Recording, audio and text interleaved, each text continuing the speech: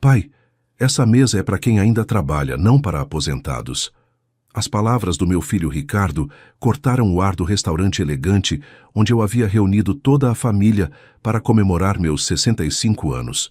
Um silêncio desconfortável pairou por alguns segundos antes de ser quebrado pela risada da minha nora, Cristina, seguida pelo riso contido dos meus outros 2 filhos. Meus netos adolescentes olhavam para seus smartphones, fingindo não ter escutado. Senti o calor subindo pelo meu pescoço, tingindo minhas bochechas de vermelho. Não de vergonha, mas de uma indignação silenciosa que eu já havia engolido tantas vezes antes.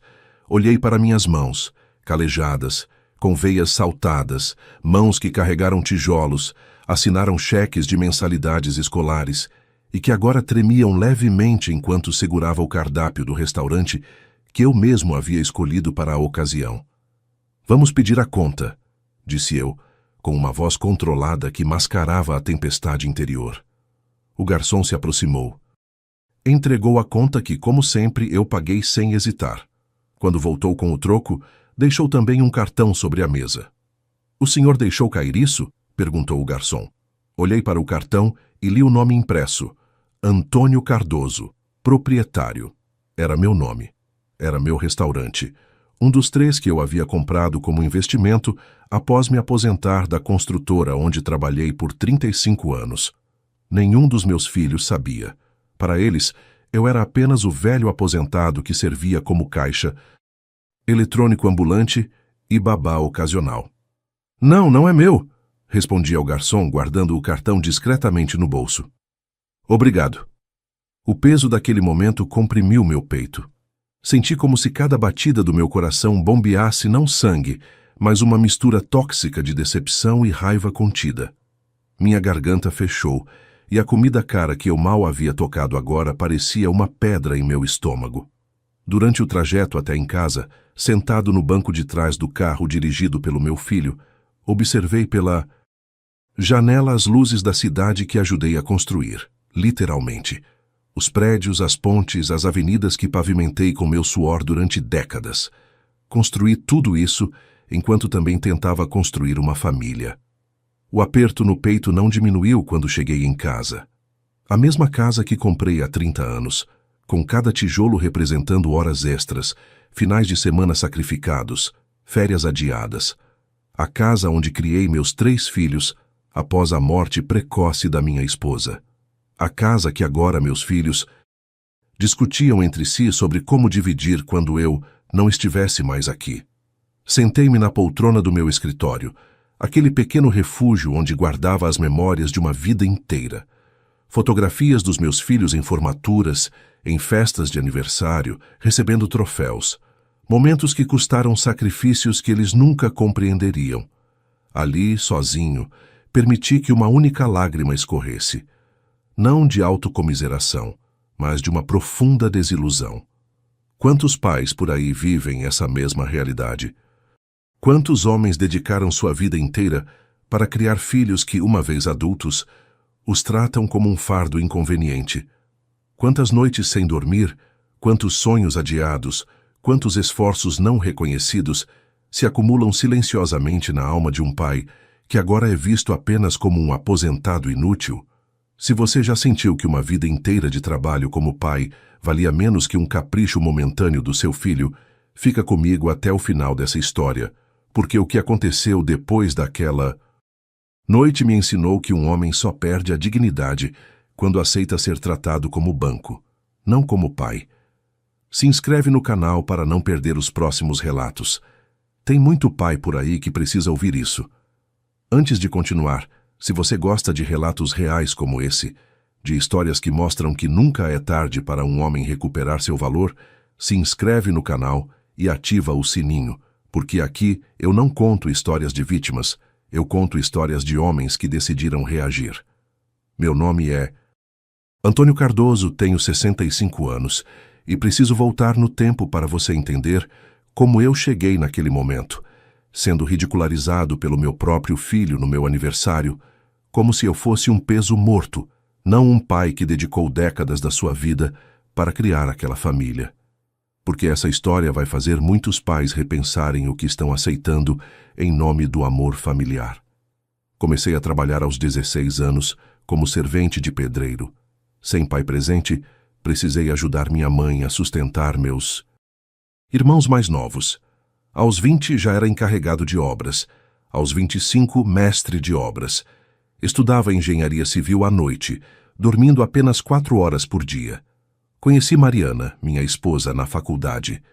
Nos casamos jovens e, com muito sacrifício, comprei um terreno onde construí nossa primeira casa, tijolo por tijolo nos finais de semana. Ricardo, meu primogênito, nasceu quando eu tinha 28 anos.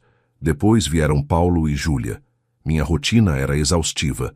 Saía às 5 da manhã para o trabalho e voltava às 10 da noite, após as aulas da faculdade. Nos finais de semana, alternava entre fazer horas extras e construir nossa casa. Mariana era professora e me apoiava incondicionalmente.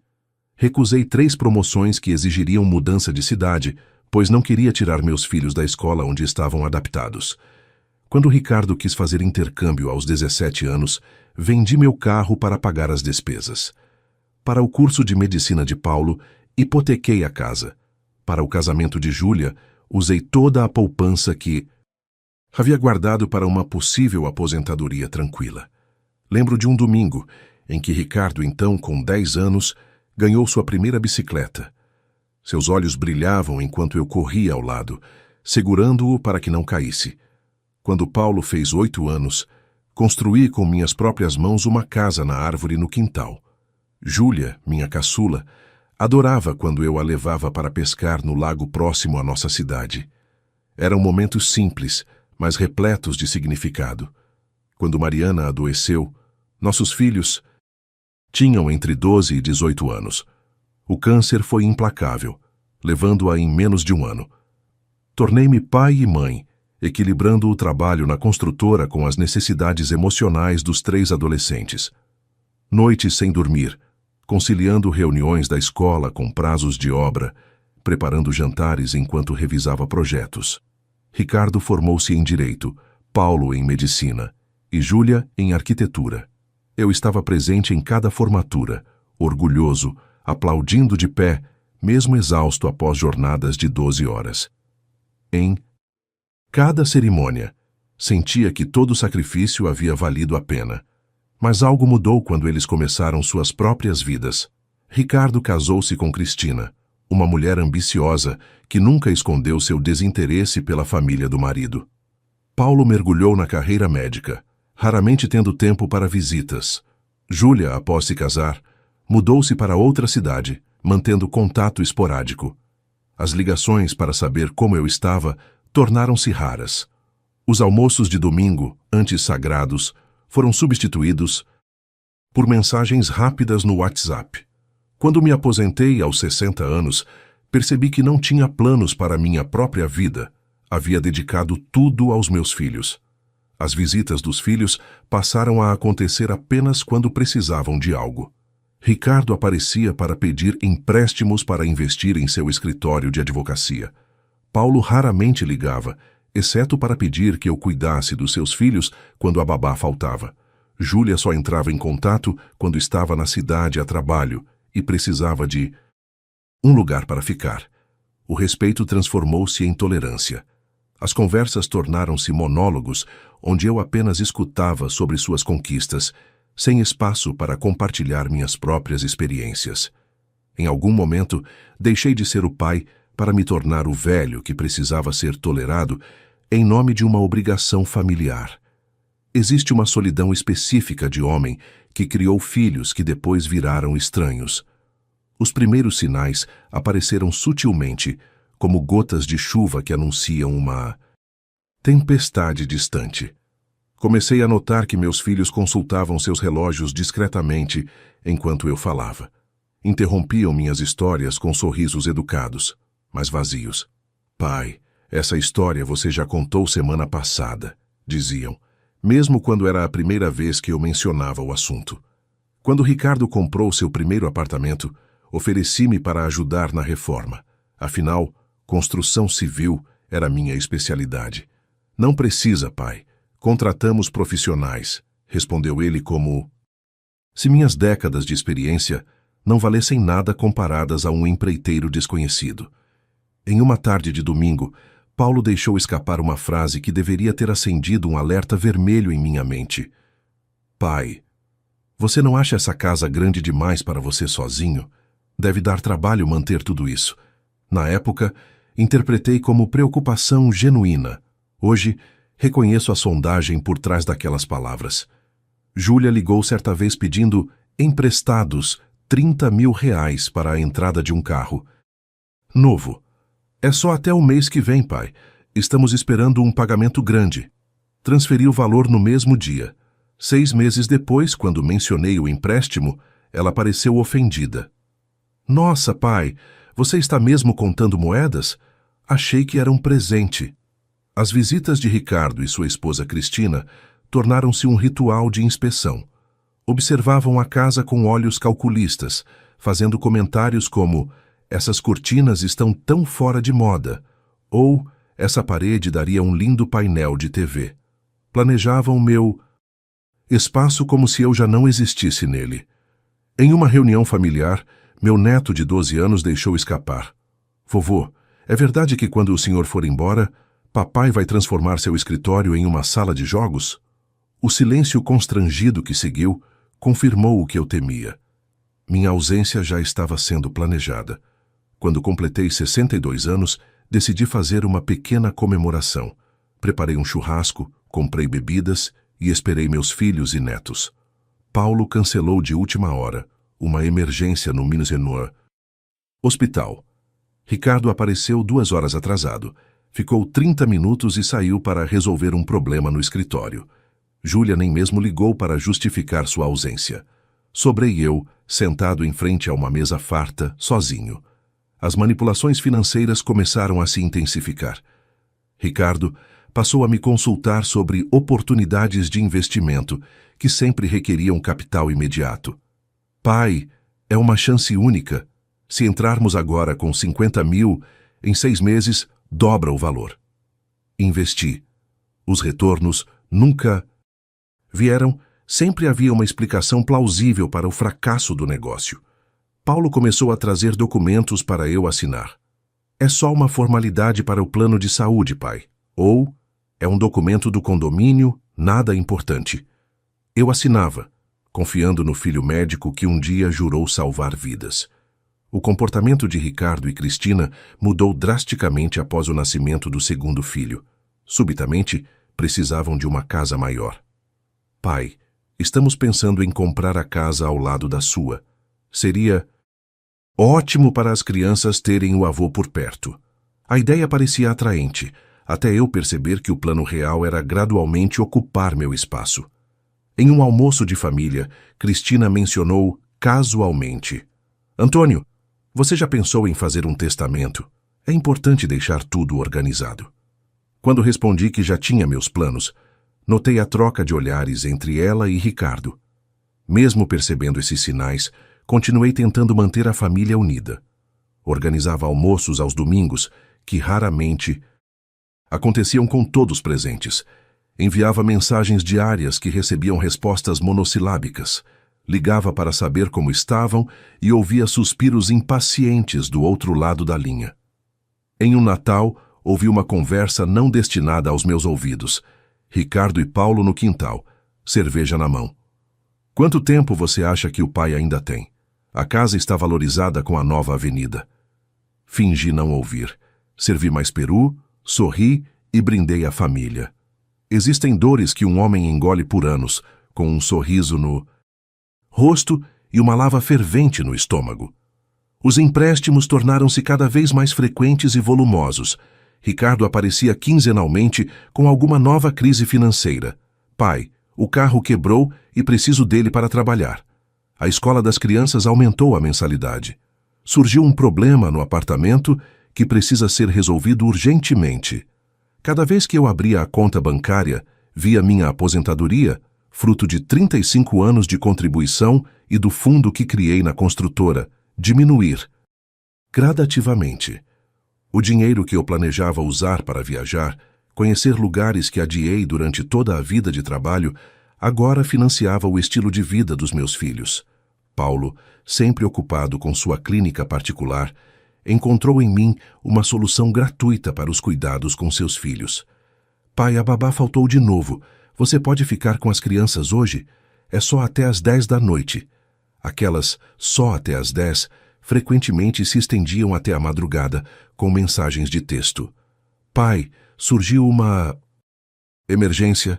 Pode ficar com eles até amanhã? Eu amava meus netos, mas comecei a perceber que era visto apenas como um serviço de babá gratuito, disponível 24 horas, sem direito a planos pessoais. Quando mencionei que havia me inscrito em um curso de fotografia, um hobby que sempre quis desenvolver, recebi olhares incrédulos. Fotografia, pai? Na sua idade? A mensagem era clara. Meu tempo deveria ser dedicado exclusivamente a servir suas necessidades. Júlia, mesmo morando em outra cidade, encontrou maneiras de explorar financeiramente. Ligações para pedir que eu pagasse suas dívidas do cartão de crédito, sempre com a promessa de devolução no próximo mês. Os meses se acumulavam, assim como as dívidas que assumia em seu nome. Em uma ocasião, descobri que o problema urgente que justificou um empréstimo de R$20.000 era, na verdade, uma viagem para Paris com o marido. Vi as fotos nas redes sociais, sorrisos, champanhe, jantares em restaurantes caros, enquanto eu cancelava minha inscrição no curso de fotografia por problemas financeiros. O pior era o gaslighting constante, a manipulação psicológica que me fazia questionar minha própria percepção da realidade. Você está ficando paranoico, pai, dizia Ricardo quando eu questionava seus constantes pedidos de dinheiro. É a idade, a solidão te deixa desconfiado, completava Cristina. Você está confundindo as coisas. Não foi bem assim que aconteceu, afirmava Paulo quando eu mencionava promessas não cumpridas. Sua memória não é mais a mesma, ele acrescentava com seu tom clínico de médico. Em reuniões familiares, eu era sutilmente ridicularizado. Minhas opiniões eram descartadas com sorrisos condescendentes. O pai é de outra época, diziam entre si, como se minha experiência de vida fosse um fóssil sem valor no mundo moderno. Gradualmente fui me isolando. Amigos antigos ligavam com menos frequência, cansados de ouvir minhas desculpas para declinar convites.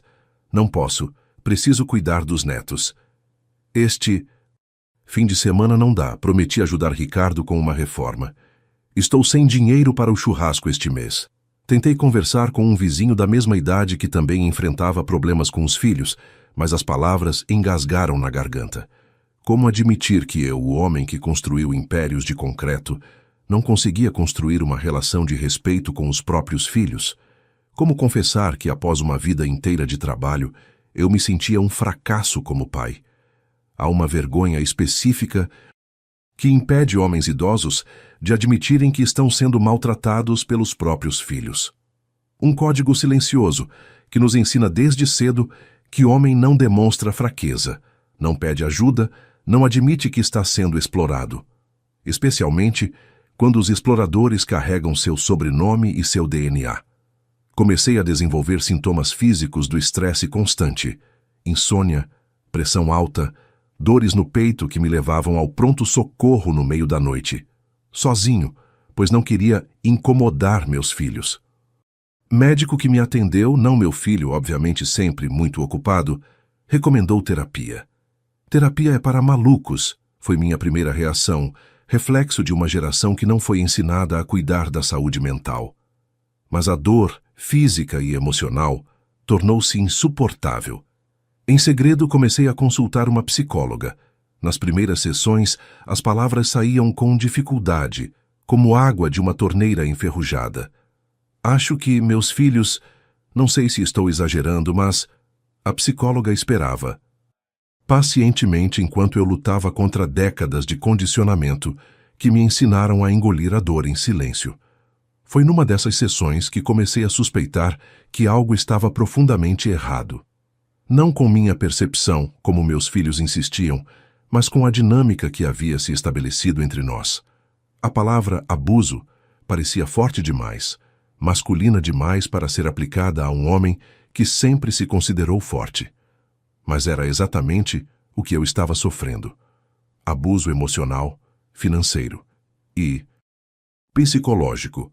Quantos pais por aí aceitam menos do que merecem porque foram ensinados que amor paterno é sinônimo de sacrifício ilimitado? A clareza veio numa tarde comum de terça-feira. Eu havia acabado de transferir R$ 5.000 para Júlia, dinheiro que ela precisava urgentemente para uma reforma na cozinha. Sentado no banco do parque, onde costumava levar meus filhos quando pequenos, observava idosos jogando dominó, rindo, compartilhando histórias. Um senhor em particular chamou minha atenção. Aproximadamente minha idade, mas com uma energia vibrante que há muito eu não sentia. Vestia-se bem, tinha postura ereta e sorria genuinamente. Acabei puxando conversa e descobri que Carlos era aposentado como eu, mas viajava regularmente, praticava natação 3 vezes por semana e tinha acabado de voltar de um cruzeiro com amigos. E seus filhos não se incomodam com suas viagens? Perguntei, genuinamente curioso. Ele sorriu, com uma mistura de serenidade e firmeza nos olhos. Meus filhos têm suas vidas, eu tenho a minha. Nos amamos, nos respeitamos, mas estabelecemos limites claros. Eu não interfiro nas escolhas deles, e eles respeitam as minhas. Algo estalou dentro de mim naquele momento. Como um prédio mal projetado que finalmente revela suas rachaduras estruturais, percebi que o problema não era eu ser um velho inútil, como indiretas dos meus filhos sugeriam. O problema era eu ter permitido que minha identidade fosse reduzida apenas a pai e provedor, esquecendo o homem que existia além desses papéis. Voltei para casa com aquela conversa reverberando em minha mente. No caminho, passei em frente ao restaurante que havia comprado como investimento 3 anos antes.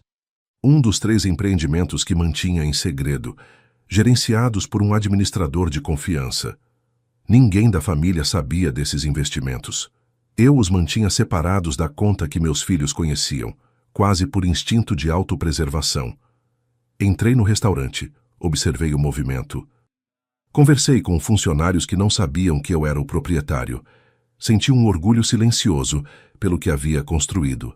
Não para meus filhos, mas para mim mesmo. A gota d'água veio naquela mesma noite. Ricardo ligou, não para saber como eu estava, mas para avisar que ele e Cristina haviam decidido que eu deveria vender minha casa. É para o seu próprio bem, pai.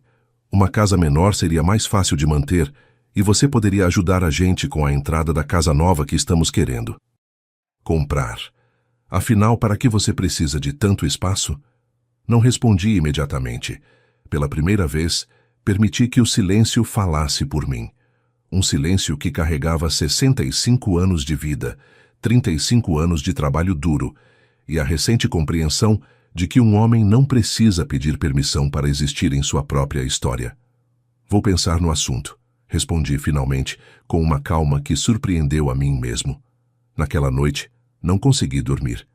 Repassei mentalmente os últimos anos, como um engenheiro, inspecionando os alicerces de uma construção comprometida.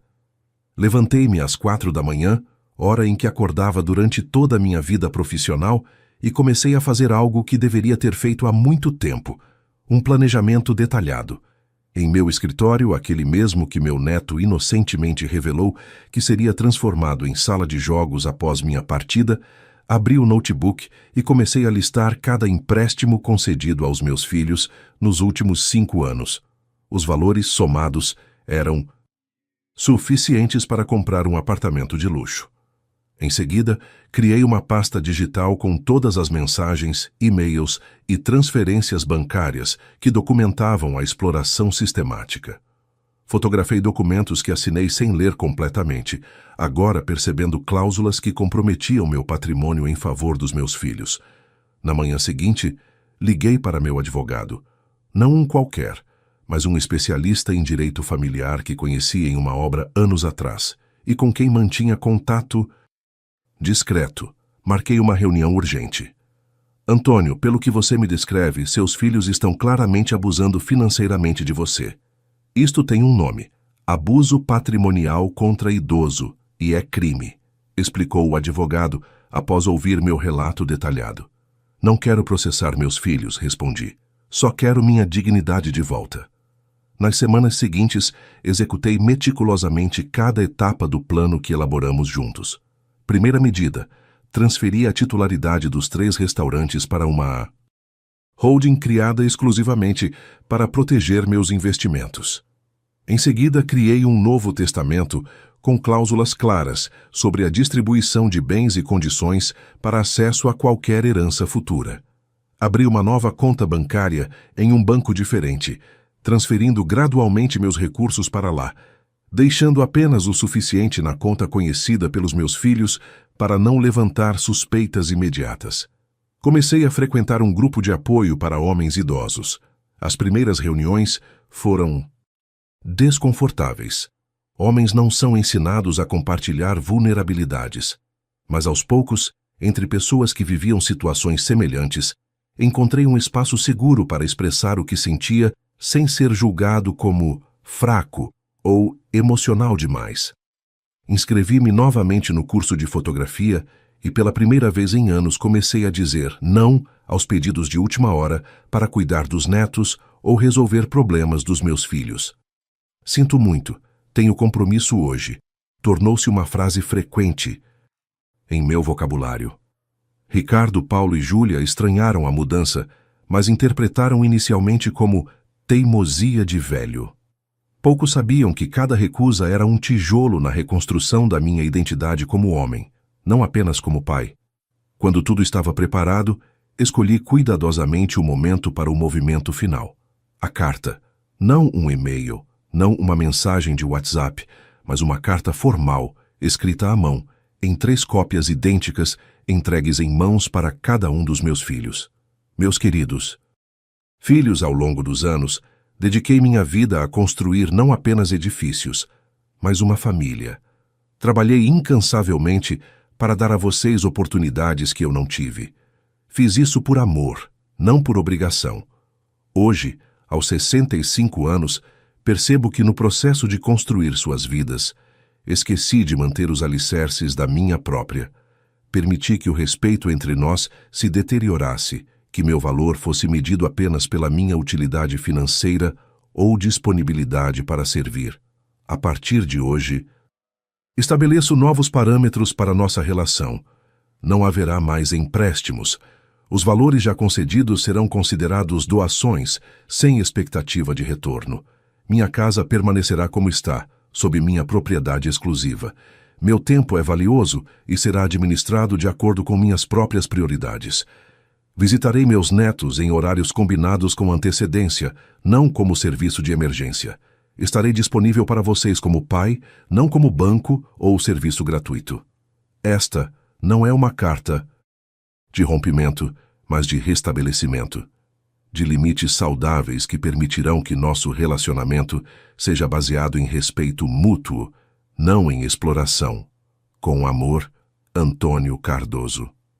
Tem palavras que um homem guarda por anos, até que um dia a coragem para dizê-las finalmente supera o medo de perdê-las.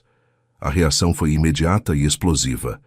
Ricardo ligou 15 minutos após receber a carta, sua voz alternando entre incredulidade e indignação.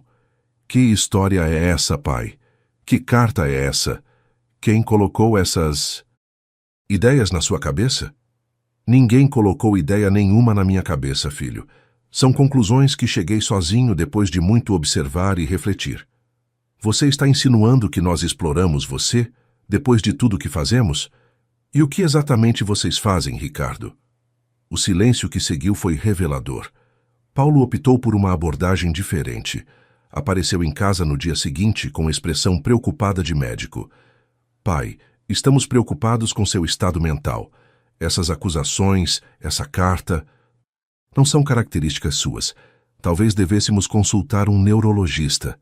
Meu cérebro está funcionando perfeitamente bem, filho. Tão bem que finalmente consegui enxergar o que estava acontecendo bem debaixo do meu nariz. O que está insinuando? Não estou insinuando nada. Estou afirmando claramente. Vocês três se acostumaram a me ver como um recurso a ser explorado, não como um pai a ser respeitado. Júlia, sempre a mais emotiva, enviou uma mensagem dramática. Como você pode nos acusar? Assim? Depois de tudo que passamos juntos, estou profundamente magoada. Respondi com uma única frase. Sua mágoa não anula minha realidade. A verdadeira tempestade veio 3 dias depois, quando os três apareceram juntos em casa, claramente tendo combinado uma estratégia. Cristina e o marido de Júlia esperavam no carro. Este confronto era entre pai e filhos. Pai, viemos conversar seriamente, começou Ricardo usando seu tom de advogado. Essa situação é inaceitável. Concordo plenamente. Respondi calmamente. Foi inaceitável por muito tempo. Você está nos acusando de coisas absurdas, continuou Paulo. Tudo o que fizemos sempre foi pensando no seu bem-estar. Como pedir que eu venda minha casa para financiar a de vocês é pensar no meu bem-estar? Era uma sugestão prática. Uma casa menor, menos trabalho para você cuidar. E, por coincidência, mais dinheiro para vocês, completei. Júlia, que até então permanecia em silêncio, interveio. Pai, você está sendo injusto. Sempre te incluímos em tudo. Em tudo o que, exatamente? No meu último aniversário você nem apareceu. Eu estava ocupada. Tenho minha vida, meu trabalho. E eu sou apenas um detalhe nessa equação, não é? O silêncio que se seguiu foi ensurdecedor. Por um momento, vi nos olhos dos meus filhos aquele lampejo de reconhecimento, a verdade incômoda que tentavam negar. Vocês querem saber por que decidi escrever aquela carta? Perguntei, mantendo minha voz calma. Porque tentei conversar várias vezes e nunca fui ouvido. Tentei estabelecer limites e eles foram ignorados. Tentei ser respeitado como pai, não como um banco automático, e falhei. Ricardo, sempre o mais articulado, recuperou-se primeiro. Pai, você está exagerando. Claro que pedimos ajuda financeira ocasionalmente, mas isso é normal em famílias. E quanto aos netos, você sempre disse que amava passar tempo com eles. E amo. Mas há uma diferença entre ser convidado a participar da vida dos meus netos e ser usado como babá de emergência sempre que é conveniente para vocês. Paulo, com sua abordagem clínica, tentou uma nova tática. Talvez estejamos todos estressados. Podemos conversar sobre isso depois de um tempo para refletir. Tive 5 anos para refletir, Paulo. Agora é hora de agir. Foi nesse momento que decidi revelar meu primeiro segredo. Abri a gaveta da mesa de centro e tirei uma pasta com extratos bancários organizados cronologicamente. Nos últimos 5 anos, transferi para vocês 3, um total de R$376 mil em empréstimos. Desse valor, sabe quanto voltou para minha conta? 0. Seus rostos empalideceram. A precisão dos números tornava impossível negar. Isso sem contar os presentes que fiz por insistência de vocês. Carros, entradas de apartamento, viagens. Pai, isso é constrangedor, começou Júlia. Constrangedor é ter que documentar cada centavo que dei aos meus próprios filhos para provar que estou sendo explorado. Nós íamos devolver, protestou Ricardo. É que surgiram outras prioridades. Sim, como a viagem a Paris que Júlia fez com o dinheiro que pediu para resolver um problema urgente. Ou o carro novo que você comprou, Ricardo, 1 mês depois de me pedir 40 mil para investimentos no escritório. Os 3 se entreolharam, surpresos com o meu conhecimento sobre detalhes que achavam que eu desconhecia. Você anda nos espionando? Questionou Paulo indignado. Não, apenas prestando atenção, algo que deveria ter feito há muito tempo. Foi então que decidi revelar meu segundo segredo, aquele que mudaria completamente a dinâmica de poder entre nós. Vocês acham que conhecem minha situação financeira, não é? Que sou apenas um aposentado vivendo de pensão? Tirei do bolso o cartão de visita do restaurante, o mesmo que o garçom havia me entregado naquela noite fatídica do jantar de aniversário. Este é um dos 3 restaurantes que comprei como investimento nos últimos anos. São administrados por pessoas competentes e geram renda consistente. Propósito, Ricardo. Foi lá que você disse que essa mesa é para quem ainda trabalha, não para aposentados. O choque em seus rostos foi imediato e indisfarçável. Você é dono daquele restaurante? Perguntou Ricardo, incrédulo. Sim, assim como sou dono de outros 2 estabelecimentos e de um prédio comercial no centro da cidade.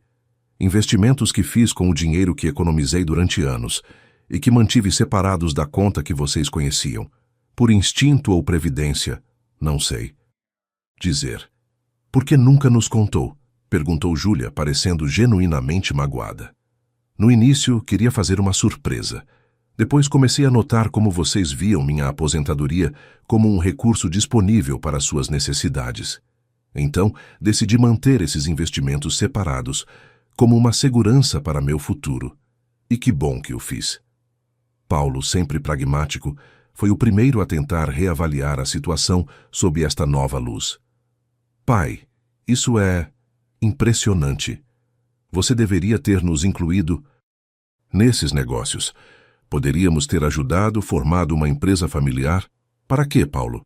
Para que vocês administrassem meu dinheiro como administraram os empréstimos que nunca foram pagos? Esse comentário atingiu como um soco no estômago. Ricardo, percebendo que a abordagem de confronto não estava funcionando, tentou mudar para a conciliação. Pai, claramente houve mal-entendidos. Podemos recomeçar, estabelecer novas regras para nossa relação. Exatamente o que propus na minha carta. Mas vocês vieram aqui para me confrontar, não para me entender. Júlia começou a chorar. Sempre sua estratégia quando argumentos racionais falhavam. Você está nos punindo por pedir ajuda. Isso é injusto. Não, filha. Estou estabelecendo limites que deveriam ter existido há muito tempo. A diferença é que agora tenho coragem para mantê-los. Levantei-me, sinalizando que a conversa havia terminado. Vocês são meus filhos e sempre serão bem-vindos nesta casa.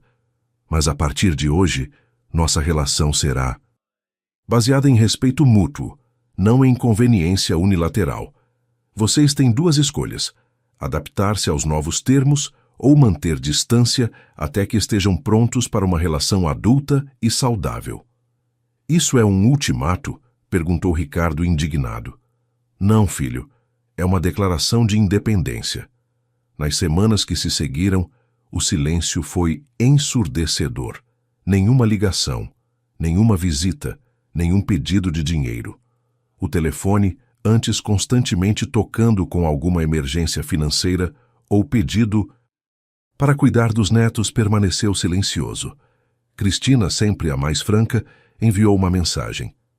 Você é um velho ingrato, depois de tudo que fizemos por você. Não respondi. Não havia o que responder a uma inversão tão profunda da realidade. O marido de Júlia, que sempre foi cordial mas distante, surpreendentemente me ligou 2 semanas depois. Antônio, estou ligando sem que Júlia saiba. Só queria dizer que, bem, entendo o que está fazendo. Meu próprio pai passou por situação parecida. Júlia está magoada agora, mas vai superar. Só precisava que você soubesse que nem todos pensam que você está errado. Aquele pequeno gesto de compreensão significou mais do que ele poderia imaginar. Paulo foi o primeiro a tentar uma reaproximação, aparecendo em casa um domingo com os netos. Sua abordagem foi tímida, quase cautelosa. As crianças estavam com saudades do avô, disse ele, como se as crianças fossem sua desculpa para o contato. E você, filho, também estava com saudades do seu pai? Ele hesitou, desacostumado a expressar emoções genuínas. Sim, pai, eu também estava. Aquela pequena admissão foi o primeiro tijolo na reconstrução de nossa relação. Ricardo e Cristina permaneceram distantes por quase 2 meses. Quando finalmente apareceram, a mudança era visível. Cristina, antes dominante e manipuladora, estava silenciosa, quase submissa. Ricardo, constrangido, evitava contato visual. Pai, viemos dizer que... Bem, repensamos algumas coisas. Estou ouvindo. Aquela casa que íamos comprar, decidimos esperar. Vamos juntar nosso próprio dinheiro para a entrada. Era a primeira vez em anos que ouvia meu filho falar em usar seu próprio dinheiro, não o meu. Júlia demorou mais 3 semanas para entrar em contato, e quando o fez, foi através de uma carta, espelhando meu próprio método. Pai, precisei de tempo para processar tudo. Primeiro fiquei com raiva, depois magoada, finalmente envergonhada. Olhei para os extratos das nossas contas e calculei quanto peguei emprestado nos últimos anos. O número me assustou. Comecei a devolver uma parte este mês. Sei que disse que poderia considerar como doação, mas preciso fazer isso por mim mesma, para me olhar no espelho novamente. Com amor, Júlia. Anexado à carta, um comprovante de transferência de R$ 5.000, uma pequena fração do que havia emprestado, mas um simbolismo poderoso.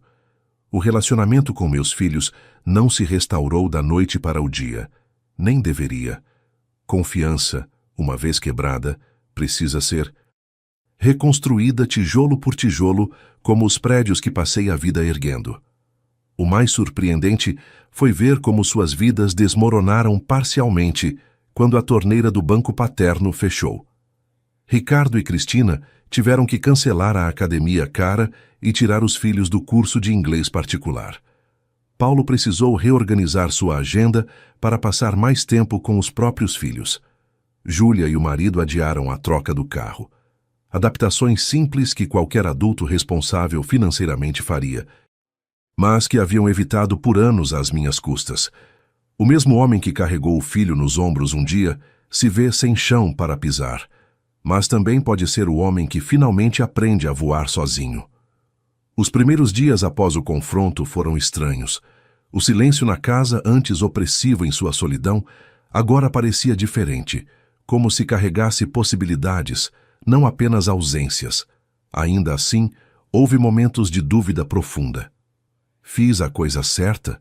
Perguntei-me certa manhã, olhando para o telefone silencioso. E se eles nunca mais voltarem? Essa pergunta me assombrou por algumas semanas. Como homem criado na crença de que o valor paterno está diretamente ligado ao sacrifício, parte de mim ainda se questionava se o autocuidado não era uma forma de egoísmo. Mas então me lembrava das palavras do meu terapeuta. Antônio, colocar limites não é rejeitar amor. É criar condições para que o amor verdadeiro possa existir. No início, minha rotina era desajeitada. Tinha esquecido como era viver para mim mesmo. O café da manhã, antes apressado para atender alguma demanda dos filhos, agora podia ser saboreado lentamente. As manhãs, antes preenchidas com tarefas para os outros, agora estavam vazias, assustadoramente vazias no começo. Comecei com pequenos passos. Retomei o curso de fotografia que havia adiado tantas vezes. Na primeira aula, senti-me deslocado, o único homem de cabelos grisalhos em uma turma de jovens entusiastas. Mas o professor, um senhor de 70 anos com energia de adolescente, rapidamente me fez sentir bem-vindo. A vantagem de começar a fotografar depois dos 60, ele me disse, é que temos décadas de histórias para contar através das lentes. Essa frase mudou minha perspectiva. Não estava velho demais para começar. Estava exatamente na idade certa, carregando uma bagagem de experiências que davam profundidade ao meu olhar. Nas primeiras semanas, enfrentei o que muitos homens da minha geração enfrentam ao recomeçar: o isolamento social. Décadas dedicadas exclusivamente ao trabalho e família haviam atrofiado minha capacidade de formar novas conexões. Não sabia como iniciar conversas casuais, como transformar conhecidos em amigos. Seguindo uma recomendação do grupo de apoio, inscrevi-me em um clube de leitura na biblioteca local. O primeiro encontro foi desconfortável. Sentia-me exposto ao compartilhar minhas interpretações do livro, vulnerável de uma forma que homens da minha geração raramente se permitem ser. Mas foi lá que conheci Jorge, um professor aposentado que também estava reconstruindo sua vida após um divórcio tardio. Começamos a tomar café após as reuniões do clube, e lentamente, semana após semana, uma amizade genuína se formou. A primeira nova amizade que eu fazia em décadas. Nós, homens, fomos ensinados a construir prédios, não pontes emocionais, comentou Jorge certa vez, enquanto discutíamos as dificuldades de conexão na terceira idade.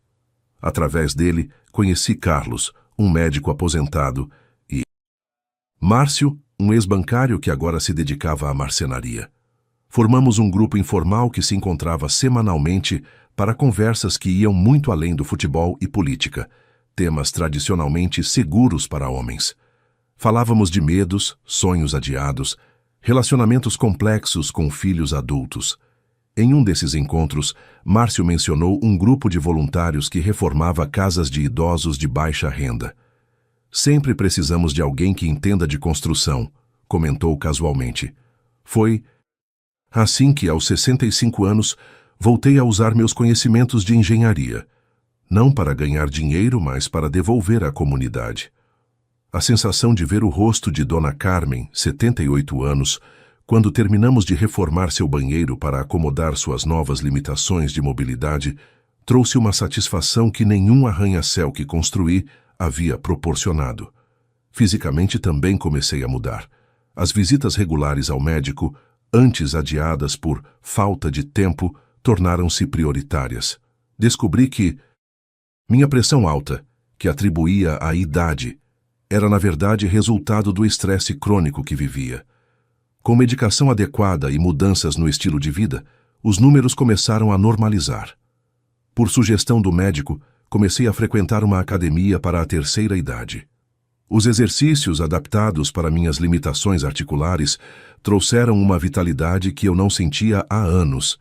Minha postura melhorou, o sono se aprofundou, até mesmo minha digestão, problemática há tanto tempo que eu considerava normal, regulou-se. Comecei a cuidar mais da minha aparência, não por vaidade, mas como um ato de autocuidado e respeito próprio. Renovei o guarda-roupa, substituindo as camisas desbotadas e calças largas por peças que realmente me serviam bem. Cortei o cabelo em um estilo mais atual, aparei a barba que antes deixava crescer por preguiça ou desatenção. Olhar no espelho tornou-se um ato de reconexão com o homem que eu era, não apenas um pai ou avô, mas um indivíduo completo, com desejos, preferências e valor próprio. 3 meses após o confronto, fiz algo que havia adiado por décadas. Viajei sozinho. Uma viagem simples, apenas um fim de semana em uma cidade histórica a 200 quilômetros de distância, mas representou uma libertação. Sem horários determinados pelos outros, sem compromissos além dos que eu mesmo escolhia, sem necessidade de justificar cada decisão. Nessa viagem, redescobri o prazer de caminhar sem pressa, de entrar em museus por curiosidade genuína, de sentar em um café apenas para observar o movimento da cidade. Fotografei arquiteturas antigas, fascinado pelos detalhes que antes passariam despercebidos em minha vida apressada. Foi durante essa viagem que recebi a primeira mensagem genuinamente afetuosa de Paulo em meses. Pai, como está a viagem? Os meninos estão com saudades, nós também. Aquelas simples palavras, nós também, representavam um pequeno milagre. Era o reconhecimento de que eu era mais do que um recurso, era alguém de quem se podia sentir falta.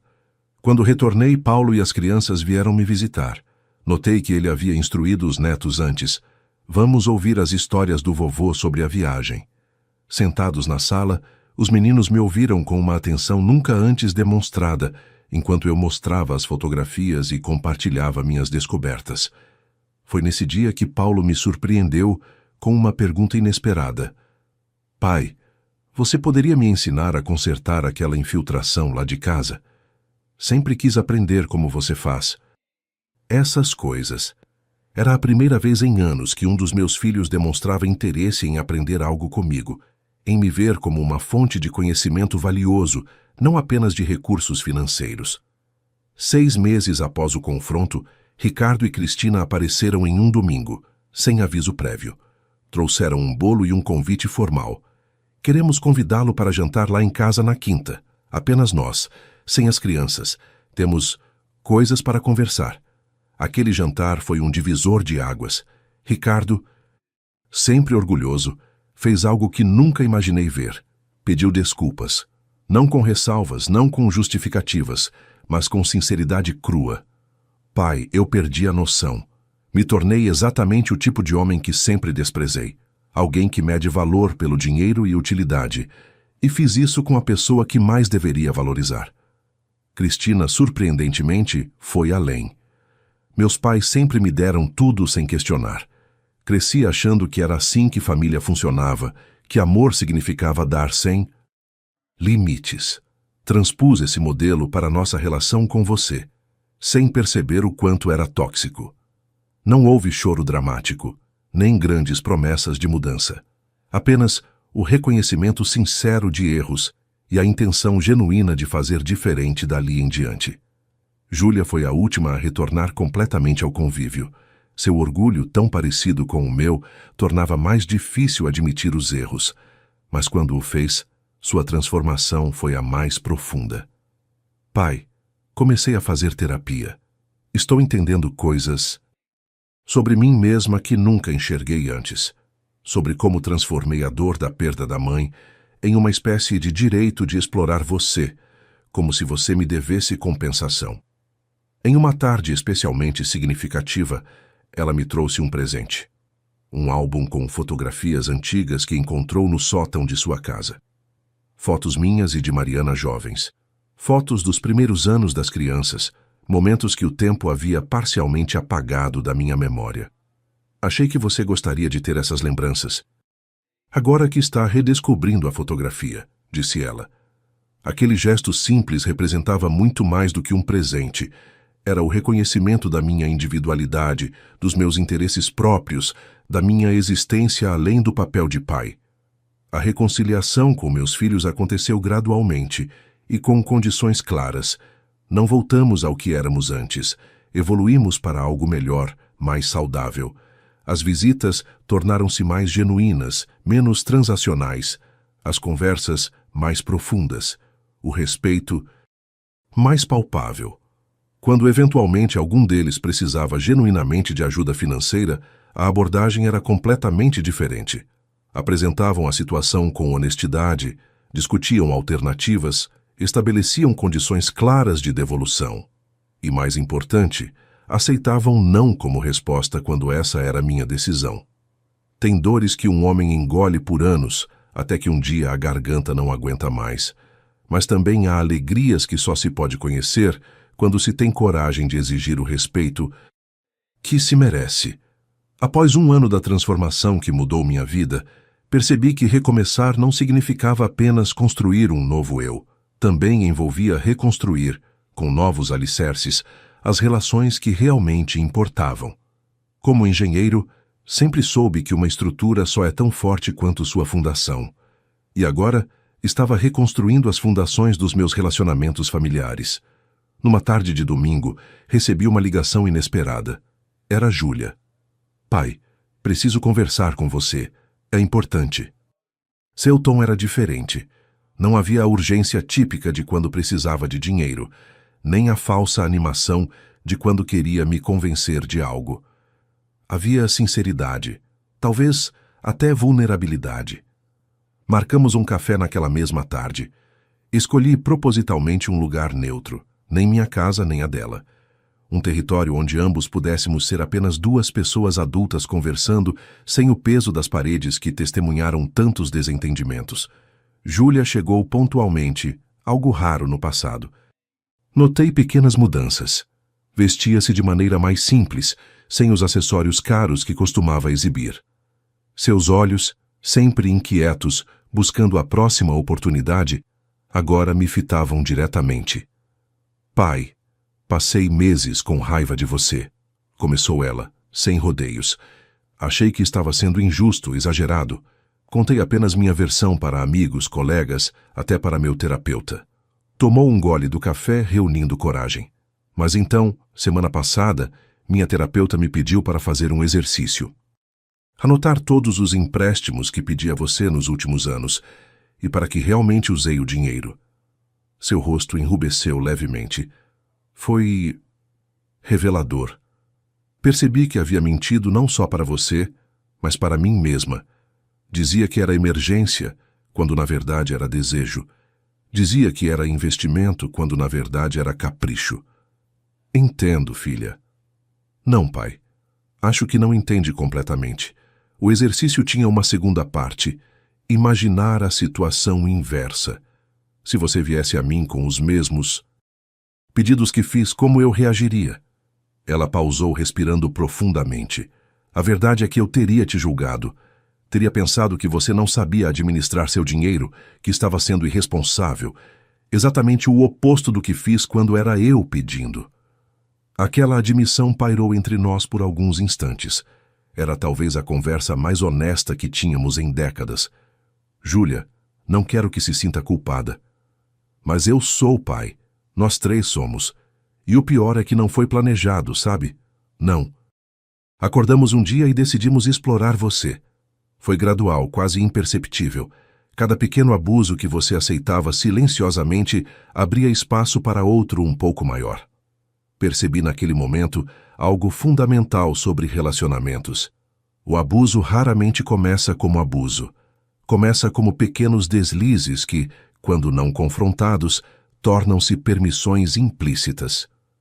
O que me fez realmente entender foi quando Ricardo e Paulo vieram me procurar. Continuou ela.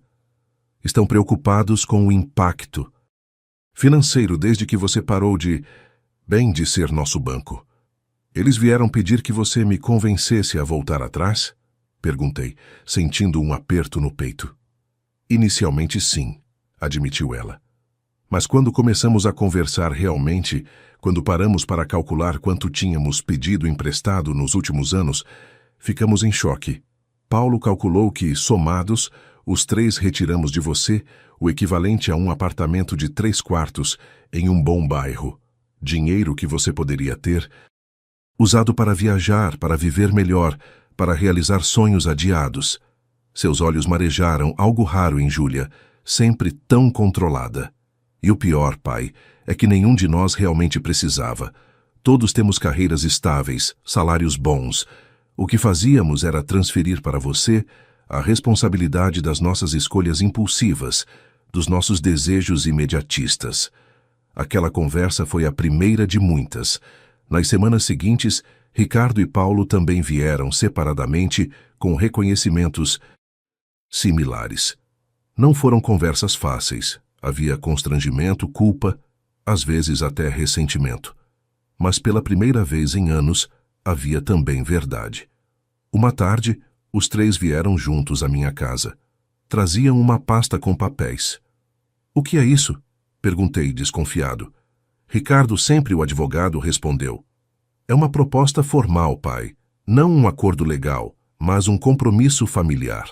Dentro da pasta, um documento simples intitulado Acordo de Restituição e Respeito, assinado pelos três. Nele, propunham devolver em parcelas mensais ao longo de 5 anos todo o dinheiro emprestado nos últimos anos. Não por obrigação legal, mas por reparação moral. Calculamos juros compatíveis com a poupança, explicou Paulo. Não podemos devolver o tempo, as oportunidades que você perdeu, mas podemos ao menos retornar o valor material. E incluímos uma cláusula de encontros mensais, completou Júlia. Um almoço ou jantar regular, não para pedir nada, mas para realmente estar juntos, para reconstruir o que perdemos. Olhei para aquele documento tão formal e ao mesmo tempo tão íntimo. Não era o dinheiro que importava. Com meus investimentos e aposentadoria, eu vivia confortavelmente. Era o reconhecimento, o respeito reencontrado. Aceito o acordo, respondi, mas com uma condição minha. Eles me olharam apreensivos. Quero que o dinheiro não volte diretamente para mim, mas seja depositado em um fundo educacional para meus netos, para que aprendam desde cedo o valor do dinheiro, do trabalho honesto e principalmente do respeito familiar. Vi nos olhos dos meus filhos uma mistura de alívio e admiração, talvez a mesma admiração que tinham quando crianças, antes do dinheiro e do poder distorcerem nossa dinâmica. Foi assim que começamos a reconstruir nossas pontes, não apenas com promessas vagas ou desculpas apressadas, mas com ações concretas, limites claros e, acima de tudo, respeito mútuo. Nas semanas que se seguiram, notei mudanças sutis, mas significativas no comportamento dos meus filhos. Ricardo, que antes chegava sempre com pressa e saía mais rápido ainda, agora permanecia após o café, conversando sobre assuntos que iam além do superficial.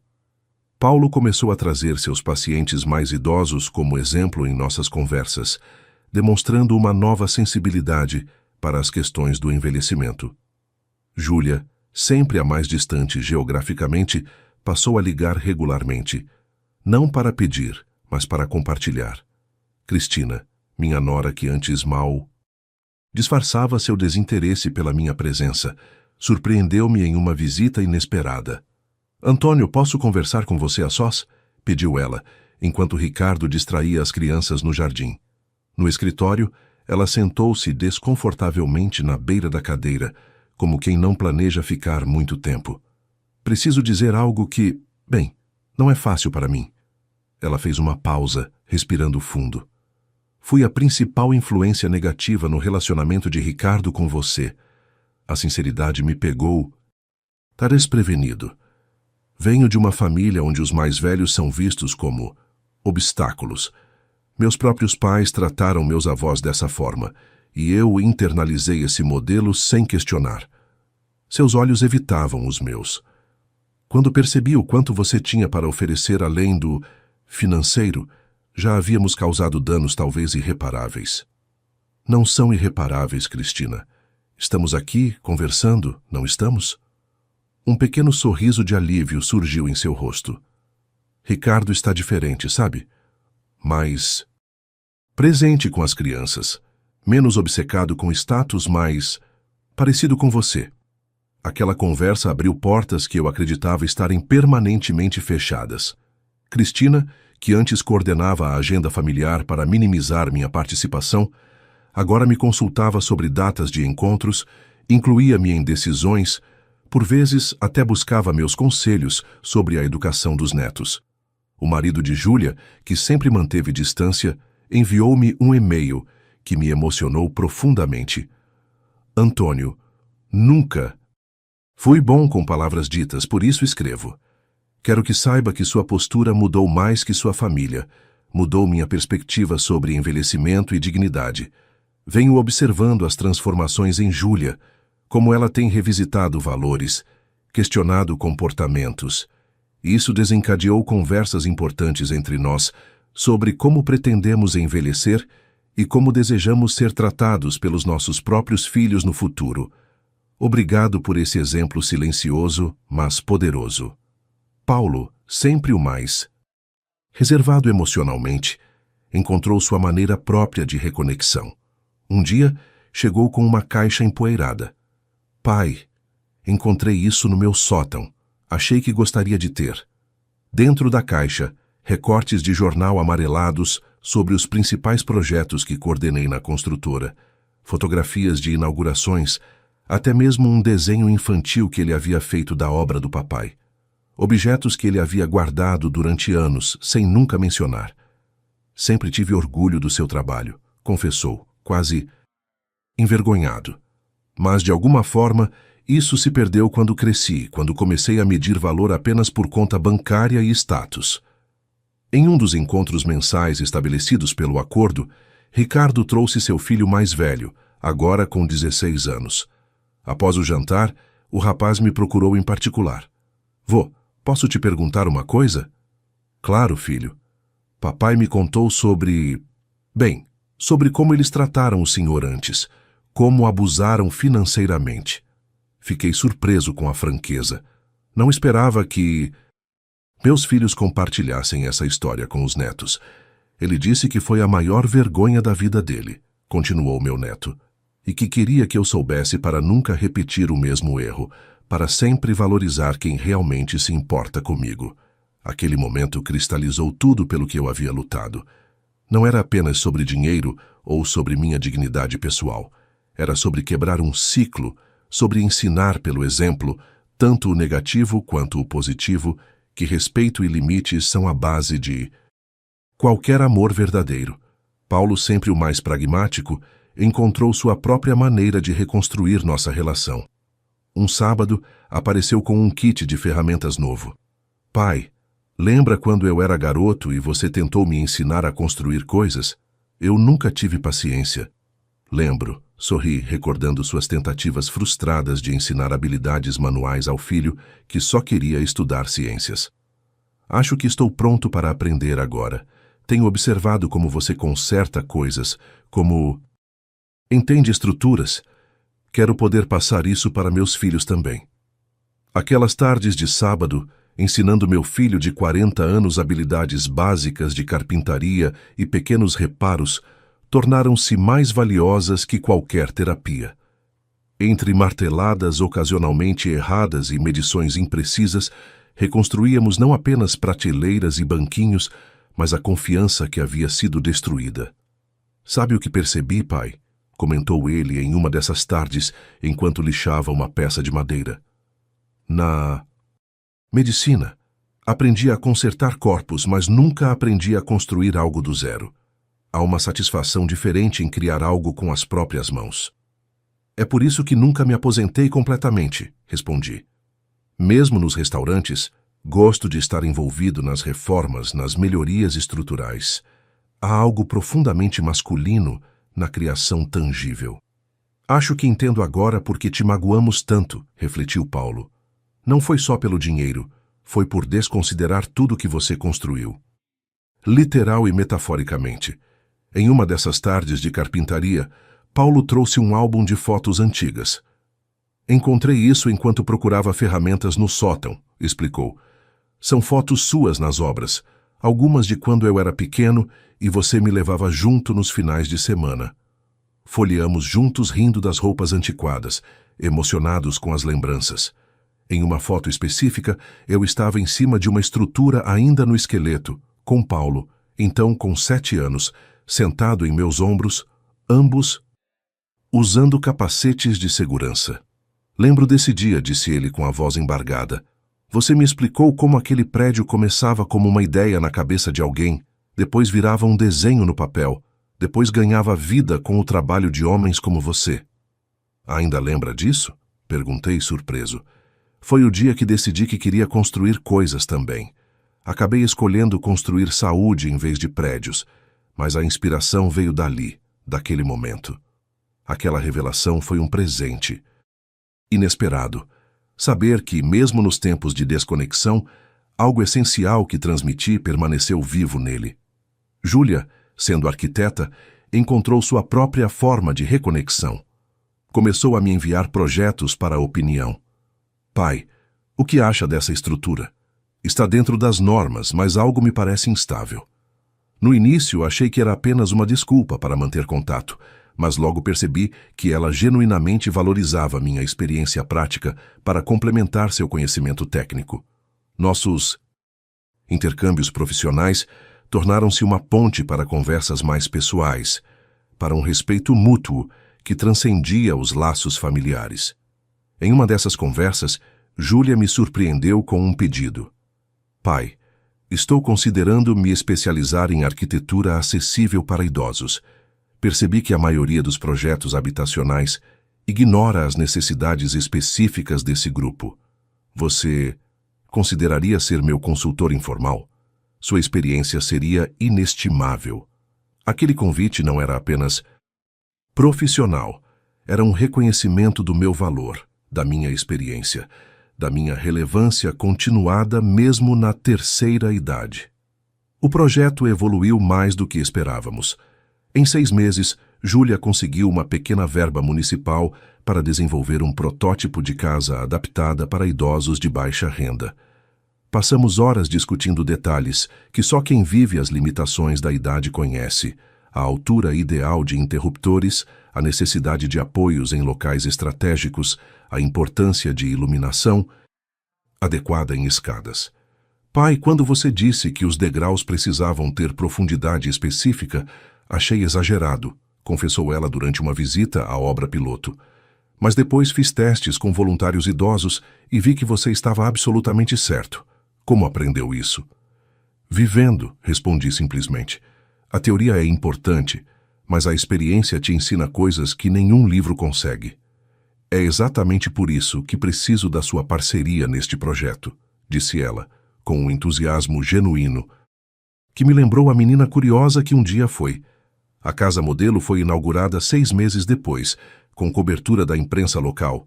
No momento de cortar a fita, Júlia me empurrou gentilmente para a frente.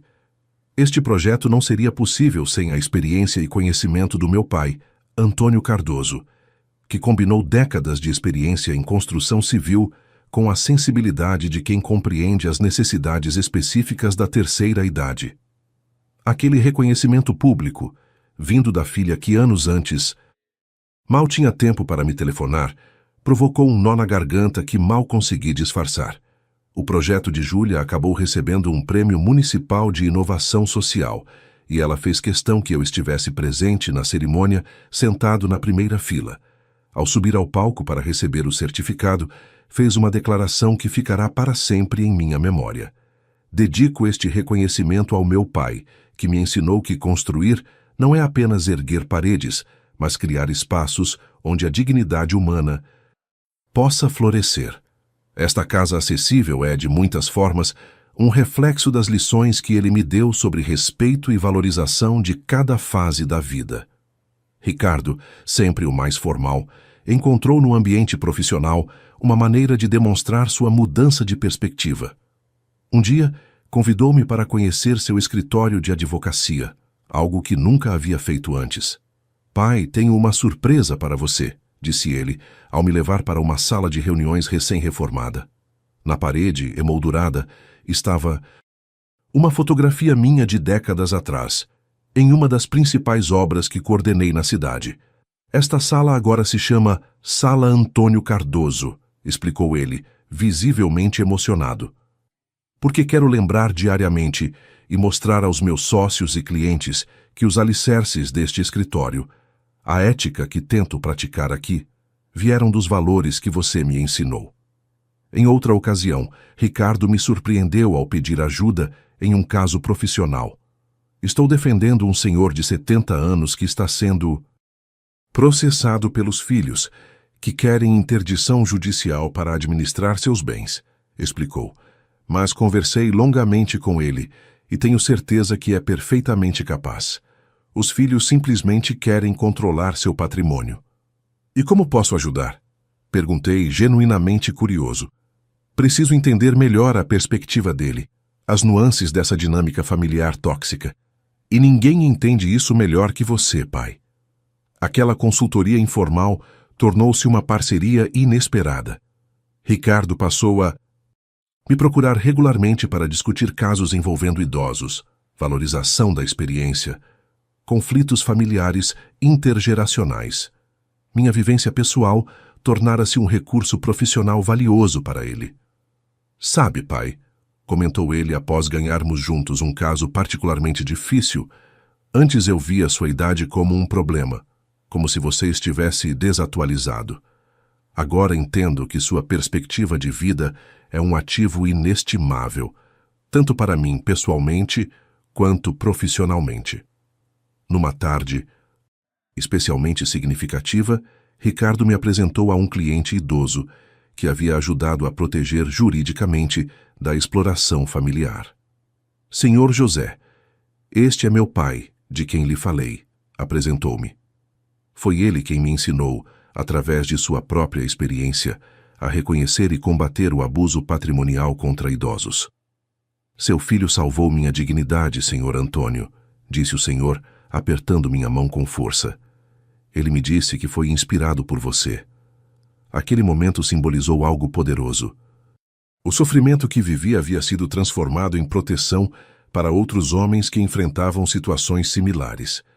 Minha dor não fora em vão. Num domingo particularmente significativo, recebi em casa toda a família para um almoço.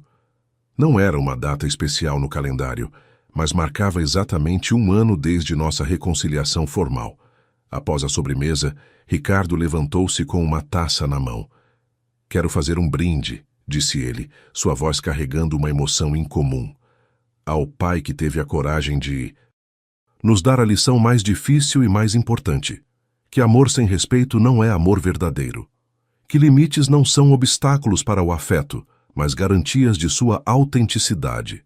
Paulo acrescentou: e a nossa família, que quase perdemos por ganância e negligência, mas que agora reconstruímos com bases mais sólidas. Júlia, sempre a mais emotiva, completou: ao pai que nos ensinou 2 vezes como ser adultos, primeiro na infância e novamente quando já achávamos que sabíamos tudo. Olhei para aquela mesa, para os rostos agora marcados por um respeito que antes não existia. Para meus netos, absorvendo silenciosamente uma lição que os acompanharia por toda a vida. Para os cônjuges dos meus filhos, que também haviam transformado suas posturas. Um dos momentos mais marcantes dessa nova fase ocorreu quando Ricardo me procurou com uma questão delicada. Sua empresa passava por dificuldades e ele precisava de capital para evitar demissões. Pai, sei que nossa história com dinheiro é complicada, mas preciso de orientação sincera. Notei que ele não veio pedir dinheiro diretamente, veio buscar conselho, experiência. Estou considerando hipotecar minha casa para injetar capital no escritório. O que você acha? Em vez de oferecer dinheiro automaticamente, como faria no passado, compartilhei experiências similares que vivi, discuti alternativas, pedi para ver os números reais da empresa. Analisamos juntos as opções, como 2 adultos respeitando a expertise um do outro. Ao final da conversa, ofereci-me para ser fiador de um empréstimo bancário, não para dar o dinheiro diretamente, mas para apoiar sua decisão de negócio de forma estruturada, com termos claros, como faria com qualquer parceiro comercial respeitado. Não quero que você arrisque sua casa, filho. Já passei por situações similares e sei que existem alternativas menos drásticas. Aquela oferta, diferente de todas as anteriores, veio de um lugar de respeito mútuo, não de exploração unilateral. E a gratidão no olhar de Ricardo era genuína. Não a gratidão manipulativa de quem conseguiu o que queria, mas a de quem se sente verdadeiramente apoiado. 6 meses depois, ele veio com os documentos comprovando que havia quitado o empréstimo conforme o combinado. Poderia ter pedido extensão do prazo, explicou, mas fiz questão de honrar exatamente como acordamos, porque entendi que isso não era apenas sobre dinheiro, mas sobre confiança.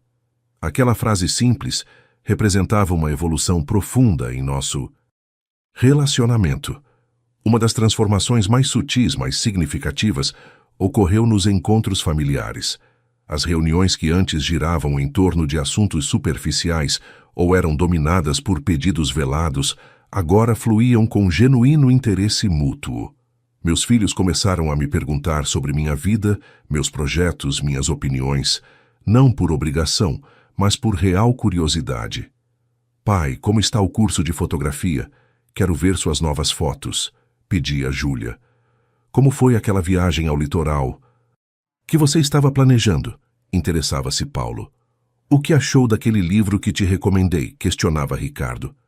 Pequenas perguntas que demonstravam algo fundamental. Eles finalmente me enxergavam como uma pessoa completa, com interesses, gostos, vida própria além da função paterna. A jornada não foi perfeita. Houve recaídas ocasionais, momentos em que velhos hábitos tentaram ressurgir, como quando Júlia, em um momento de aperto, tentou sutilmente retornar ao antigo padrão. Pai, estou em uma situação complicada este mês. Mas agora eu tinha ferramentas, tinha clareza, tinha autoconfiança para responder de forma amorosa, mas firme. Filha, podemos conversar sobre suas opções. Posso te ajudar a elaborar um plano financeiro. Posso até emprestar com termos claros se for realmente necessário. Mas não voltaremos ao antigo modelo. O mais surpreendente foi perceber que, estabelecidos os limites com amor, o respeito não apenas se manteve, floresceu. Cada não claro e amoroso que eu dava fortalecia, não enfraquecia nossa relação. Meus filhos, que inicialmente temiam que os limites significassem menos amor, gradualmente compreenderam que significavam exatamente o oposto. Amor genuíno o suficiente para ser honesto. Talvez o símbolo mais poderoso dessa transformação tenha sido um presente que recebi no meu aniversário de 67 anos.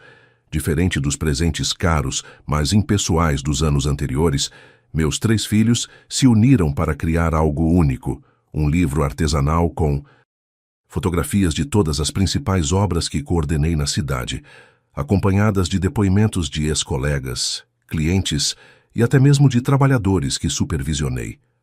Na dedicatória escreveram: para nosso pai, que construiu não apenas prédios na paisagem urbana, mas valores sólidos na estrutura de nossas vidas. Perdoe-nos por termos demorado tanto para reconhecer que sua maior obra sempre foi seu caráter. Com amor renovado e respeito inabalável, Ricardo, Paulo e Júlia. Folheando aquele livro, vendo os rostos de pessoas que trabalharam comigo décadas atrás, lendo seus depoimentos sobre como aprendi a ser um líder justo, percebi algo fundamental. Meus filhos finalmente compreendiam que meu valor como homem e como pai ia muito além do que eu poderia fornecer materialmente. Tem silêncios de pai que pesam mais que gritos, mas também há palavras de pai, mesmo tardias, que podem transformar gerações.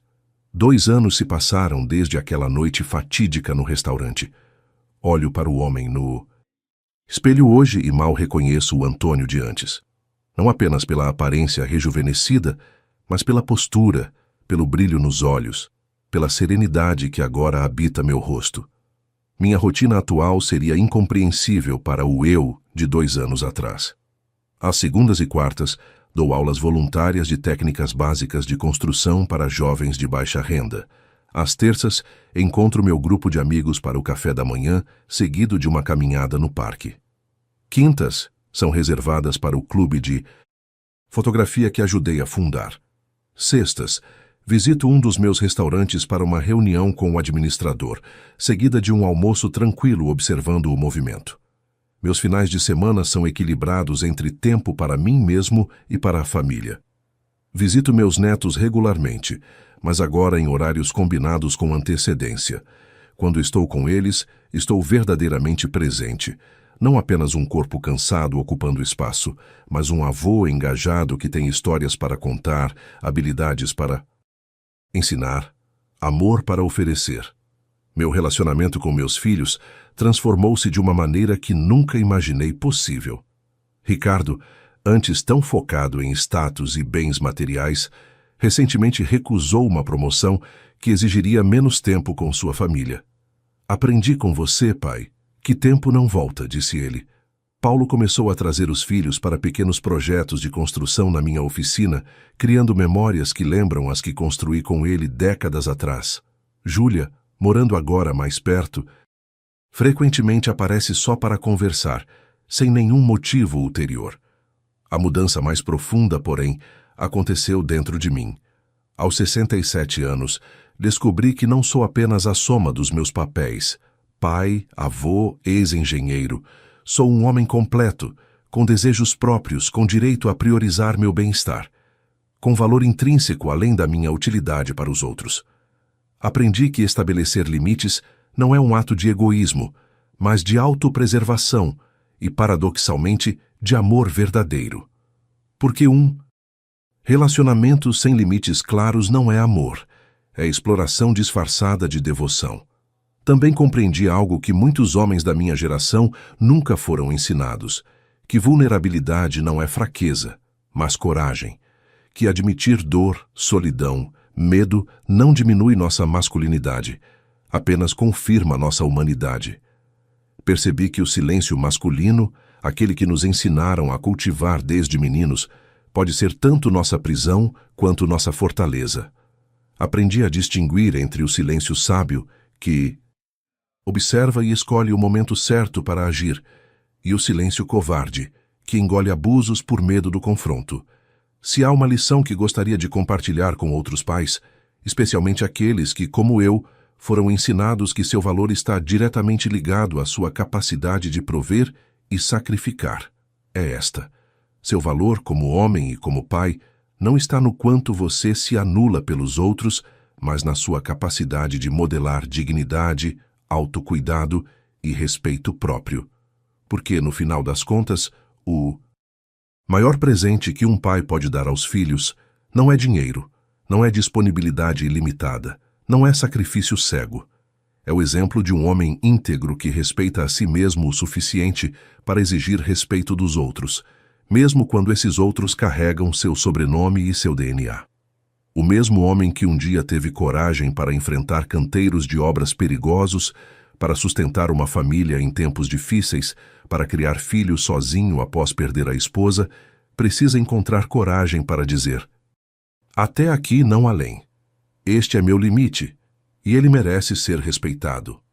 Ao meu eu de 2 anos atrás, gostaria de dizer: a dignidade que você busca não está no reconhecimento dos seus filhos, não está na gratidão que eles possam ou não demonstrar. Está dentro de você, sempre esteve. Está na sua capacidade de olhar no espelho e ver não apenas um pai ou um avô, mas um homem completo, valioso pelo simples fato de existir. Algumas pontes, depois de queimadas, não precisam ser reconstruídas, mesmo que você tenha ajudado a construí-las. Algumas precisam ser redesenhadas, com fundações mais sólidas e limites mais claros. E algumas, surpreendentemente, emergem das cinzas mais fortes do que jamais foram. Se a minha história como pai tocou seu coração, quero saber de onde você está assistindo. Escreve aqui nos comentários a sua cidade, seu estado ou até seu país. Deixe eu saber que essa mensagem chegou até você. E se você conhece algum pai que está aceitando menos do que merece, compartilha esse vídeo, porque tem muitos homens precisando entender que valorizar-se não é egoísmo, é necessidade. Se esse relato te fez refletir, deixa um comentário contando de onde você está assistindo. Escreve também o que você sentiu ouvindo essa história. Me conta, você já precisou impor limites com seus filhos?